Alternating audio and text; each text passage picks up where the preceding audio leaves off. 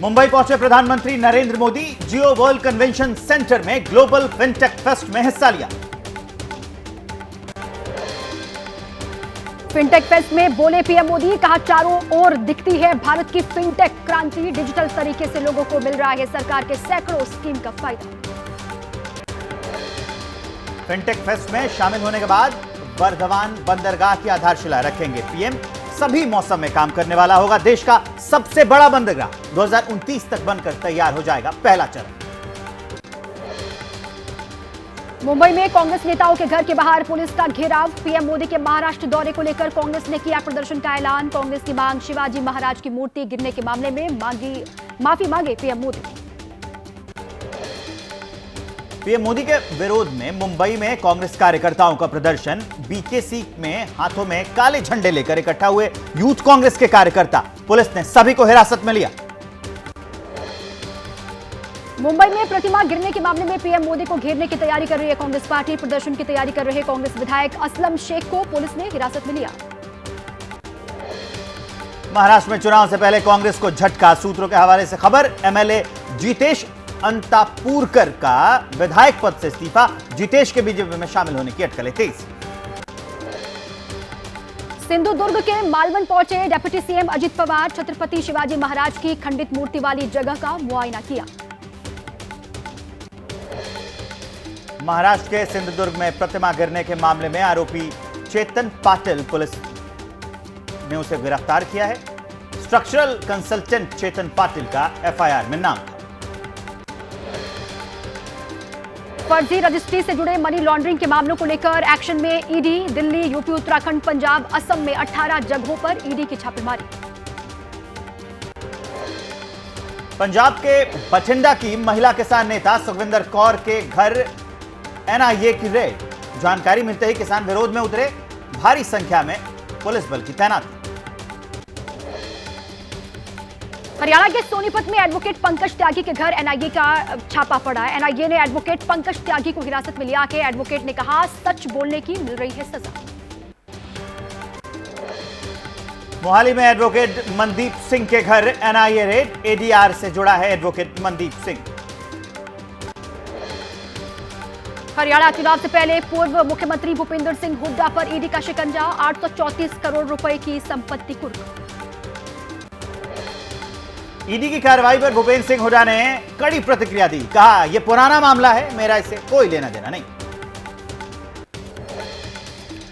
हुड्डा के खिलाफ ईडी के शिकंजे पर बोले अनिल विज, कहा जिस आदमी के खिलाफ जांच एजेंसियां पड़ताल कर रही हैं वो मुख्यमंत्री बनने का देख रहा है सपना। हरियाणा में तीसरी बार बीजेपी की सरकार बनने का किया दावा।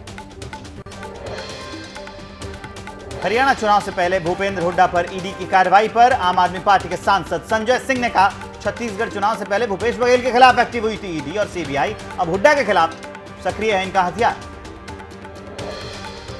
प्रयागराज में नकली नोट छापने वाले मदरसे पर एक्शन की तैयारी। मदरसे को चलाने वाली सोसाइटी अंजुमन जामिया हबीबिया का रजिस्ट्रेशन रद्द किया जाएगा। मदरसे पर बुलडोजर भी चलाया जा सकता है। गृह मंत्री अमित शाह के आवास पहुंचे पश्चिम बंगाल के राज्यपाल सीवी आनंद बोस। पश्चिम बंगाल के हालात का देंगे पूरा ब्यौरा। आरजीकर मेडिकल कॉलेज के पूर्व प्रिंसिपल संदीप घोष 14वें दिन पूछताछ के लिए सीबीआई दफ्तर पहुंचे। अब तक 160 घंटे से ज्यादा की पूछताछ सीबीआई कर चुकी है। पश्चिम बंगाल में ममता सरकार का बड़ा ऐलान, बलात्कार के दोषियों को मृत्यु दंड देने के लिए बनेगा कड़ा कानून। 7 दिन के भीतर विधानसभा में कानून लाने की घोषणा। कोलकाता की घटना को लेकर बीजेपी महिला मोर्चा का आंदोलन। आज सॉल्ट लेक में मौजूद महिला आयोग कार्यालय तक प्रदर्शन की तैयारी।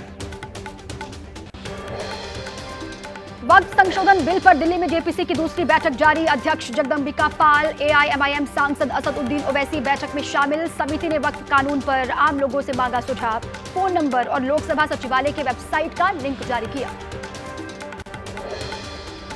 शिमला में विपक्ष ने सदन से किया वॉकआउट। सरकार से किए सवालों पर संतोषजनक जवाब न मिलने पर सदन से बाहर आए विपक्षी नेता। हिमाचल में नेता प्रतिपक्ष जयराम ठाकुर ने लगाए गंभीर आरोप। बोले मेरे घर के ऊपर उड़ाया जा रहा है ड्रोन। एसपी शिमला के आवास से उड़ाया जा रहा ड्रोन। अधिकारियों को सीमा में रहने की नसीहत दी है। जयराम ने विधानसभा में मुद्दा उठाया। केरल के पलक्कड़ में आरएसएस की 3 दिन चलेगी अखिल भारतीय समन्वय बैठक। 31 अगस्त से 2 सितंबर तक चलने वाली बैठक में संघ से जुड़े 32 संगठन शामिल होंगे। संघ प्रमुख मोहन भागवत बैठक में मौजूद रहे।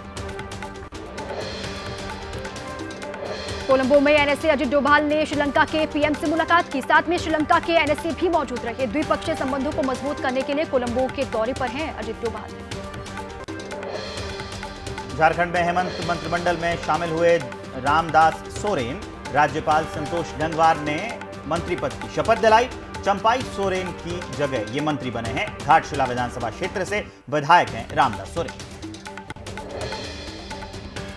रांची में आज चंपाई सोरेन बीजेपी में होंगे शामिल। शिवराज सिंह चौहान और हिमंता बिस्वा शर्मा की मौजूदगी में बीजेपी ज्वाइन करेंगे। कहा, राजनीति में हालात के मुताबिक बदलना पड़ता है। चंपाई सोरेन ने एबीपी न्यूज से कहा, बहुत दिन से हो रही थी मेरी जासूसी। कोलकाता दिल्ली में मेरी जासूसी हुई। इन सब से मैं डरने वाला नहीं। असम के सीएम हिमंता बिस्वा शर्मा ने झारखंड की हेमंत सरकार पर लगाए जासूसी करने के आरोप। कहा, संदेह है कि चंपाई का फोन टैप हुआ है और साथ ही हनी ट्रैप की भी कोशिश की आशंका जाहिर की।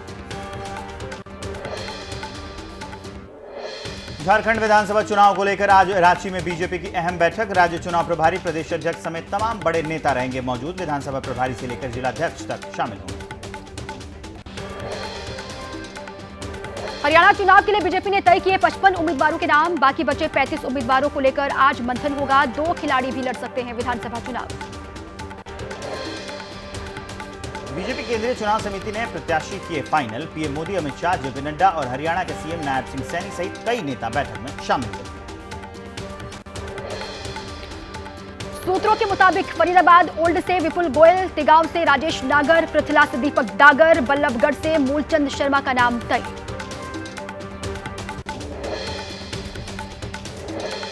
केंद्रीय मंत्री राव इंद्रजीत सिंह की बेटी आरती राव को अटेली से टिकट मिलेगा। सूत्रों के हवाले से खबर है, लाडवा से नायब सिंह सैनी, अंबाला कैंट से अनिल विज चुनाव लड़ेंगे।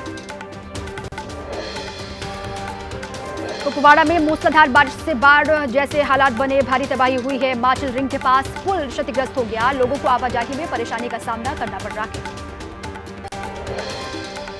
जम्मू कश्मीर के पहलगाम में लिद्दर नदी में उफान आया है। बारिश के चलते नदी का जलस्तर बढ़ गया है। आसपास के इलाके में जारी किया गया है अलर्ट।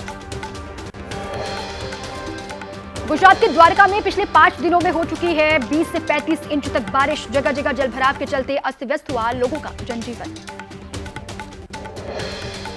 बाढ़ बारिश से त्रस्त गुजरात में इंडियन आर्मी का ऑपरेशन जारी है। नाव के जरिए पानी में फंसे लोगों का रेस्क्यू किया जा रहा है। जल प्रहार के बाद अब गुजरात के कच्छ पर मंडरा रहा है चक्रवात का खतरा। अगले 24 घंटे में चक्रवात आने की आशंका के अलर्ट पर प्रशासन। गुजरात के जामनगर, पोरबंदर, मोरबी, स्वरका और कच्छ जिलों में भारी बारिश की चेतावनी। अगले 24 घंटे सावधान रहने की जरूरत है। लोगों को समंदर किनारे से दूर रहने की हिदायत दी गई।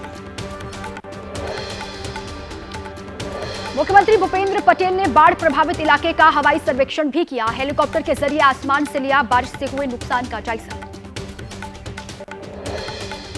राजस्थान के सिरोही में बरसाती नाले में बहाव में बह गया एक शख्स। नाले को पार करते समय यह हादसा हुआ। काफी खोजबीन के बाद ग्रामीण उसका सुराग नहीं लगा था। राजस्थान के सिरोही में रात के अंधेरे में बीच रास्ते पर दिखा मगरमच्छ। लोगों में दहशत का माहौल है। कड़ी मशक्कत के बाद वन विभाग की टीम ने मगरमच्छ का रेस्क्यू किया। उत्तर प्रदेश के हापुड़ में तालाब में मिला बड़ा मगरमच्छ। ग्रामीणों की सूचना पर वन विभाग की टीम ने पकड़ा। ट्रॉली पर लाद कर साथ ले गई थी। वाराणसी में फिर से बढ़ रहा है गंगा का जल स्तर। 3 से 4 सेंटीमीटर प्रति घंटे की रफ्तार से बढ़ रहा है वाटर लेवल। गंगा नदी के कई घाट जलमग्न हो चुके हैं। किनारों पर बने हुए मंदिर पानी में डूबे।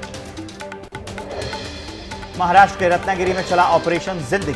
2 नाविकों को हेलीकॉप्टर से रेस्क्यू किया गया। तटरक्षक दल ने ये बचाव अभियान चलाया। समुद्र में ट्रायल के लिए गई नाव डूबने से मुश्किल में फंसे थे लोग। खराब मौसम के चलते नाव में पानी भर गया था। समुद्र में डूबते लोगों को तुरंत बचा लिया गया।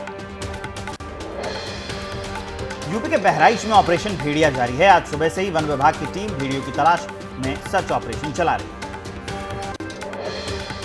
बहराइच में भेड़िए की तलाश में रात भर चला कॉम्बिंग ऑपरेशन। अब तक 4 भेड़िए पकड़े जा चुके हैं, 2 की तलाश जारी है। खौफ में जागकर कटी लोगों की पूरी रात। हिमाचल के धर्मशाला में तेंदुए की दहशत दिखाई दी। सराह गांव में 2 तेंदुए सीसीटीवी कैमरे में कैद हुए हैं। लोगों में डर का माहौल बना हुआ है।